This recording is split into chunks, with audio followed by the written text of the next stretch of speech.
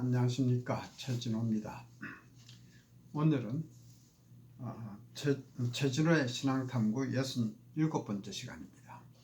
오늘은 하나님의 계획이라는 제목으로 말씀 나누겠습니다. 우선 성경 말씀은 미가서 6장 8절의 말씀입니다.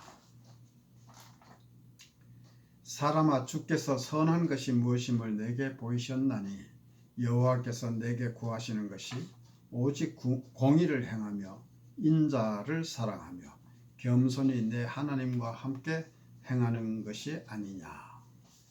아멘.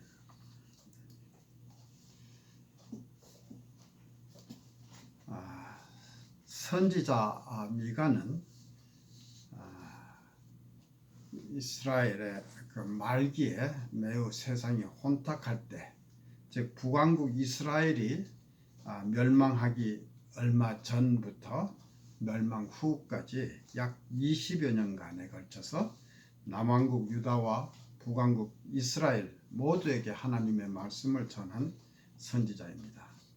그는 예루살렘으로부터 남서쪽으로 약 25마일 정도 떨어진 모레셋이라는 지방 출신의 사람으로, 미가라는 이름은 야훼와 같은 이가 누구인가 라는 뜻이라고 합니다. 그는 사회적 불의와 신앙적 피폐에 대한 하나님의 심판이 있을 것을 외친 선지자입니다.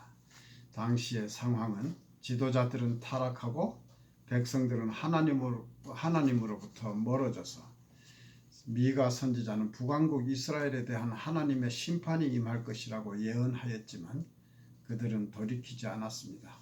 결국 이스라엘이 아수르에 의해서 멸망하는 것을 본 선지자는 남왕국 유다에 대해서도 회개할 것을 외쳤으나 그들도 역시 돌이키지 않고 끝내 멸망의 길로 가는 것을 보면서 하나님의 심판이 있을 것임과 회개할 경우에는 하나님은 그래도 구원의 길을 열어주신다는 희망의 메시지도 함께 전하고 있습니다. 미가서 6장 1절에서부터 4절까지에서 미가는 하나님이 이스라엘의 패역에 대해서 쟁론하시는 말씀을 소개하고 있습니다. 그 중에서 3절과 4절만 읽어보면 다음과 같습니다. 이르시기를 내 백성아, 내가 무엇을 내게 행하였으며 무엇에 너를 괴롭게 하였느냐. 너는 내게 증거하라. 내가 너를 애굽 땅에서 인도하여 내어 종로로 타는 집에서 속량하였고 모세와 아론과 미리암을 보내어 내 앞에 행하게 하였었느니라고 하십니다. 하나님이 백성들과 쟁론을 벌인다는 말이 다소 우습게 들리기도 하지만 하나님은 이 백성들이 애굽에서 노예 생활을 할 때 구출해 주셨고 하나님의 약속된 백성으로 삼아서 약속된 땅으로 인도하였으며 그 이후 오늘까지 보호하고 인도해 왔으나 백성들은 감사할 줄도 모르고 패역을 일삼으니 하나님의 마음이 얼마나 안타깝고 답답하셨겠습니까? 부모가 말 안 듣는 아이를 앉혀놓고 조근조근 타이르는 모습이 연상됩니다. 백성들은 당시에 모세를 통해서 주신 그 율법에 따라서 동물을 희생하여 하나님께 제사를 드리는 관리가 있었는데 이러한 희생 제사도 진정으로 하나님께 감사하는 마음은 없이 형식만 남게 되었습니다. 이에 대해서 미가 선지자는 6장 6절과 7절에서 내가 무엇을 가지고 여호와 앞에 나아가며 높으신 하나님께 경배할까? 내가 번제물 1년 된 송아지를 가지고 그 앞에 나아갈까? 여호와께서 천천의 수양이나 만만의 강수 같은 기름을 기뻐하실까? 내 허물을 인하여 내 맏아들을, 내 영혼의 죄를 인하여 내 몸의 열매를 드릴까? 라고 한탄합니다. 희생제사는 드리는 사람의 마음과 자세와 행동이 옳을 때에만 가치가 있는 것입니다. 정성이 없이 형식적으로 드리는 희생제사는 아무런 의미가 없는 것입니다.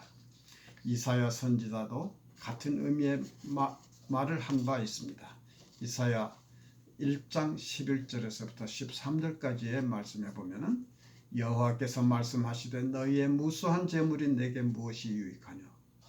나는 수양의 번제와 살찐 짐승의 기름에 배불렀고 나는 수송아지와 어린 양이나 수염소의 피를 기뻐하지 아니하노라. 너희가 내 앞에 보이러 오니 그것을 누가 너희에게 요구하였느냐? 내 마당만 밟을 뿐이니라. 헛된 재물을 다시 가져오지 말라.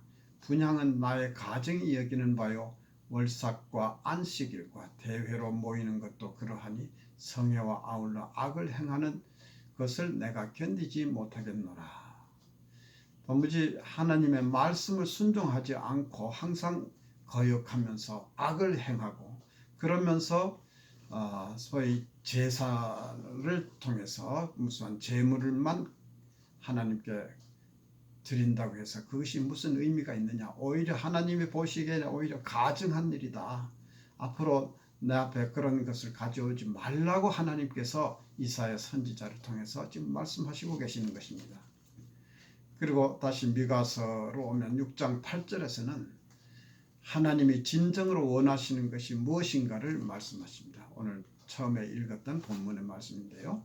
사람아 주께서 선한 것이 무엇임을 내게 보이셨나니 여호와께서 내게 구하시는 것이 오직 공의를 행하며 인자를 사랑하며 겸손히 내 하나님과 함께 행하는 것이 아니냐라고 합니다. 미가서는 우리에게 말해주는 핵심 사항은 죄악된 세대에 대한 하나님의 심판을 선포하고 진정으로 예배드리는 신실한 자들에게에 대해서는 희망을 주는 메시지입니다. 그런데 하나님의 심판은 백성들이 하나님과의 언약에 대해서 신실하지 못함에 기인하는 것입니다. 미가서 1장 5절에서부터 7절까지에서는 이스라엘과 유다의 우상 숭배에 대해서 희책하십니다. 그러므로 하나님은 사마리아로 돌무더기 같게 하고 포도심을 동산 같게 하며 또 그 돌들을 골짜기에 쏟아내리고 그 지대를 드러내며 그 새긴 우상을 파쇄하고 그 음행의 값을 다 불사르며 그 목상을 다 회파하리라고 경고하시는 것입니다. 하나님은 죄로 인해 인간성이 유린되고 황폐해짐에 대해 노를 바라십니다. 미가서 3장 1절에서부터 4절까지에서는 백성의 두령들과 치리자들의 불의에 대해서 심판하십니다. 청컨대 들으라. 공의는 너희의 알 것이 아니냐. 너희가 선을 미워하고 악을 좋아하며 내 백성의 가죽을 벗기고 그 뼈에서 살을 뜯어 그들의 살을 먹으며 그 가죽을 벗기며 그 뼈를 꺾어 다지기를 남비와 솥 가운데 담을 고기처럼 하는도다. 그때에 그들이 여호와께 부르짖을지라도 응답하지 아니하시고 그들의 행위에 악하던 대로 그들 앞에 얼굴을 가리우시리라고 합니다. 매우 아주 끔찍한 표현을 하고 있는데요. 당시의 사회가 얼마나 혼탁하고 부패하였는지를 알 수 있습니다. 미가서 2장 1절과 2절에서는 당시의 부자들과 권력자들은 약하고 가난한 자들을 어떻게 착취하였는지 나타나고 있습니다. 침상에서 악을 꾀하며 간사를 경영하고 날이 밝으면 그 손에 힘이 있으므로 그것을 행하는 자는 화 있을진저 밭들을 탐하고 빼앗고 집들을 탐하여 취하니 그들이 사람과 그 집 사람과 그 산업을 학대하도다. 부자들과 권력자들은 밤에 잠자리에서 악한 일을 계획을 합니다. 그리고는 낮에 힘이 있어서 그것을 실행한다고 그렇게 말하고 있습니다. 오늘날 대한민국의 현실은 과연 어떠한가? 지도층의 부패와 탈선은 이루 말할 수 없이 도에 넘치고 있으나 그 많은 기독교 교회의 지도자들은 아무 역할도 하지 못하고 있습니다. 오히려 기독교의 지도자들이 여러 가지 악한 일을 한 것이 세상에 알려지고 해서 기독교가 일반 세인으로부터 많은 욕을 먹고 있는 상황입니다. 이 미가 선지자가 외치던 그 당시에 이스라엘과 유다가 망할 때 그때의 지도자들과 별반 다를 것이 없습니다. 드디어 3절에서 하나님은 그들에게 재앙 내리기를 계획하십니다. 부자들이 축적한 모든 부는 완전히 잃게 될 것이고 멸망할 것입니다. 그들이 악한 방법으로 취한 땅은 나뉘어져서 다른 사람들에게 주어질 것입니다. 뿐만 아니라 5절에서는 악한 부자들은 하나님의 나라에서 유업이 없을 것이라고 합니다. 그들에게는 제비를 뽑고 줄을 띨 자, 즉 후손이 하나도 없을 것이라고 합니다. 제비를 뽑고 줄을 띈다는 것은 이스라엘 백성이 가나안에 들어가서 땅을 분배하던 일을 연상시킵니다. 그들은 하나님께서 주시는 복에서 완전히 제외될 것이라는 말입니다. 그러나 하나님은 이러한 백성을 아주 버리시는 것이 아니고 구원의 희망을 남겨놓으십니다. 그 희망은 모든 사람에게 주어지는 희망입니다. 그러나 겸손한 믿음으로 받는 자들만 받을 수 있는 구원입니다. 하나님은 신실한 백성들을 보존하시고 들어 올리실 것이므로 궁극적으로는 하나님의 뜻을 이루실 것입니다. 하나님의 심판은 매우 진지합니다. 결코 가볍게 생각할 일이 아닙니다. 우리가 선지자들의 글을 읽을 때 심판 뒤에는 항상 하나님께서 다시 회복하신다는 희망의 말씀이 뒤따르는 것을 봅니다. 그러면 우리는 심판은 그다지 심각한 것이 아니고 마지막에는 모두 해피엔딩으로 끝난다고 생각하기 쉽습니다. 그러나 우리가 분명히 인식해야 할 것은 죄와 죄의 결과에 대한 하나님의 심판은 엄중하고 절대적이라는 것입니다. 하나님은 악을 도모하는 자들을 싫어하셔서 철저히 파괴하실 것입니다. 그러나 하나님은 당신의 자비와 은혜로 항상 신실한 자들을 남겨두십니다.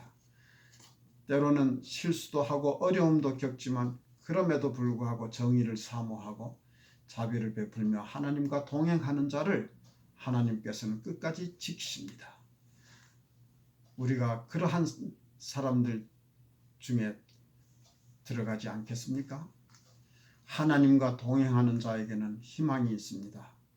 그러나 잘못을 회개하고 하나님의 인도하심을 따르고 순종하는 삶을 살고자 하는 자라야 합니다. 하나님의 의도에서 벗어나고 거역하는 삶을 계속하는 자들에게는 희망이란 있을 수 없습니다. 그들은 결코 하나님의 유업을 받지 못할 것입니다. 미가서 2장과 3장에서는 이들 신실하지 못하고 탐욕스럽고 남의 것을 탐내며 따뜻한 마음이 없는 사람들, 즉 치리자들, 제사장들, 마음이 굽은 재판관들, 그리고 선지자들에게 말하고 있습니다. 이들은 악한 자들입니다. 이들이 다 악한 건 아니겠지만 그러한 악한 자들에게 지금 강한 경고의 말씀을 주시는 것입니다. 그들은 그들의 위선적인 종교성이 그들을 구원할 것이라고 생각하지만 그렇지 않습니다. 하나님은 그들을 멸망시킬 것입니다. 하나님의 두려운 심판의 말씀 뒤에 4장부터는 희망의 말씀을 주십니다. 4장 1절에서부터 3절까지의 말씀입니다. 말일에 이르러는 여호와의 전에 산이 산들의 꼭대기에 굳게 서며 작은 산들 위에 뛰어나고 민족들이 그리로 몰려갈 것이다. 곧 많은 이방이 가며 이르기를 우리가 여호와의 산에 올라가서 야곱의 하나님의 전에 이르자. 그가 그 도로 우리에게 가르치실 것이라. 우리가 그 길로 행하리라 하리니 이는 율법이 시온에서부터 나올 것이요 여호와의 말씀이 예루살렘에서부터 나올 것입니다. 그가 많은 민족 중에 심판하시며 먼 곳 강한 이방을 판결하시리니 무리가 그 칼을 쳐서 보습을 만들고 창을 쳐서 낫을 만들 것이며 이 나라와 저 나라가 다시는 칼을 들고 서로 치지 아니하며 다시는 전쟁을 연습하지 아니할 것이라고 합니다. 이 말씀은 먼 미래, 즉 마지막 날, 말일에 대한 말씀입니다. 그때에 하나님은 예루살렘과 성전을 회복하실 것입니다. 즉 하나님은 당신의 백성들과 함께 당신의 나라를 회복하실 것이고 그들과 함께 그곳에 거하실 것입니다. 중요한 것은 하나님은 그곳에서 많은 이방 민족과도 함께 거하실 것입니다. 하나님은 모든 민족에게 그의 도를 가르치실 것이며 그들을 다스리실 것입니다. 그리고 그 결과로 평화가 이루어질 것입니다. 그 칼을 쳐서 보습을 만들고 그 창을 쳐서 낫을 만들 것입니다. 그분은 우리가 생각도 하지 못할 위대한 나라를 건설하실 것입니다. 그것은 영원한 평화와 안전과 기쁨의 나라입니다. 그것은 우리가 하나님과 직접 대면하며 교제하는 곳입니다. 그분의 계획은 시작되었고 그리스도의 사역과 성령의 임재를 통해서 실행되고 있습니다. 우리는 모두 그곳으로 초대받고 있습니다. 이러한 나라를 꿈꾸며 우리가 할 기도는 나라에 임하옵시며 뜻이 이루어지이다인 것입니다. 감사합니다.